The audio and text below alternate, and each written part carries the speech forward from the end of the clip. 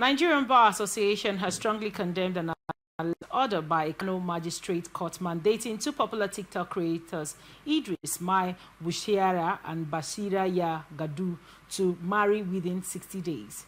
The controversial order reportedly followed viral video showing the duo in romantic gestures, which the Kano State Films and Video Censorship Board described as indecent and contrary to the state's moral and religious values.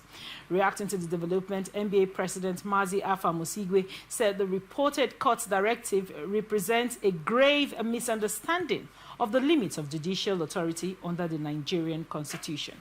Marriage, by its very nature, is a voluntary union between consenting adults. It cannot be imposed as a form of punishment, moral correction, or judicial remedy, the statement read. The NBA maintained that no Nigerian court has the legal power to compel anyone into marriage, stressing that such an order is unconstitutional and violates fundamental rights to personal liberty, dignity, and privacy as enshrined in the 1999 Constitution as amended. The association called for an immediate review of the alleged ruling and urged the judiciary to uphold constitutional safeguards against moral coercion. To ensure accountability, the NBA Citizens' Liberties Committee and Women's Forum have been tasked with monitoring the case. The court must remain the bastion of justice and protectors of constitutional rights, not instruments for enforcing social conformity or moral compulsion, the NBA added. I don't know if you saw the video of these content creators, and I really want to get your thoughts on this. I think it seems we have our priorities misplaced as a nation. That's the best way to put this, misplaced priority. Because I think it's the same Kano State that recently they inaugurated over almost 400 marshals to tackle phone thefts. So they set up a separate marshal line to tackle phone thefts in the state. And now the judiciary is going after people posting videos that they tend to be, a violation of the moral and religious values upheld in the state.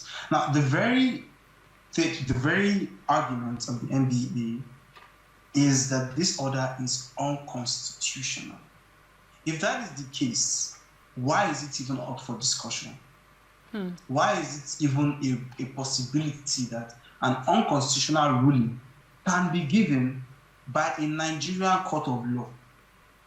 Is the judge not educated on the Constitution and the rights of citizens? Because, like the NBA statement said, marriage by its very nature is a voluntary union between consenting adults. So it cannot be imposed as a form of punishment, without moral correction, or even a judicial remedy. They are further went on to call it unconstitutional, unlawful. If this is indeed the case, why is a court granting an unconstitutional, and unlawful, and violating personal liberty and dignity? How is the court? Okay. What exactly did you see this video at any point?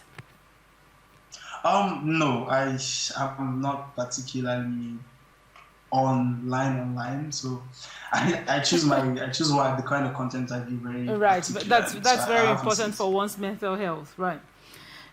Now, I think the video basically just showed the man, let's call it pretending to propose to this lady.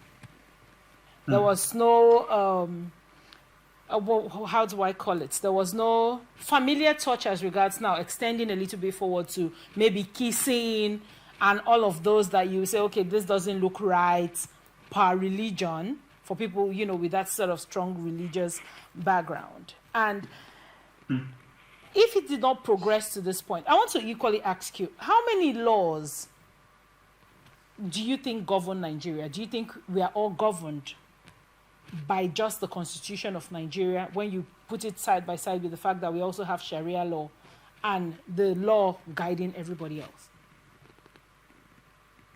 At the end of the day, with regards to how many laws, I feel too many, but not enough enforcement. Now, with regards to Sharia law and things of that nature, we are all under Nigeria.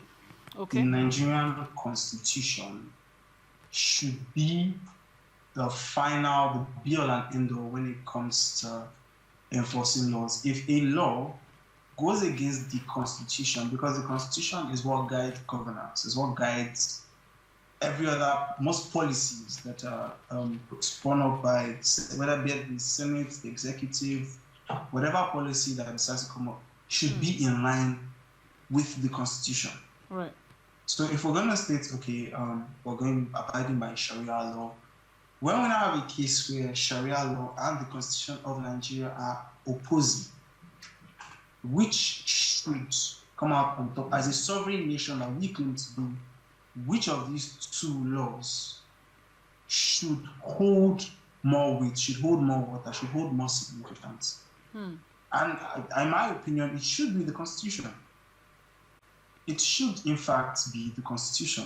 So if a judgment or a ruling is unconstitutional, whatever your principles or beliefs might be, if you are carrying out an unconstitutional judgment and the Constitution is stating plainly, this is unconstitutional, this is a violation, we cannot now say, okay, this law should outweigh the Constitution of the Federal Republic of Nigeria.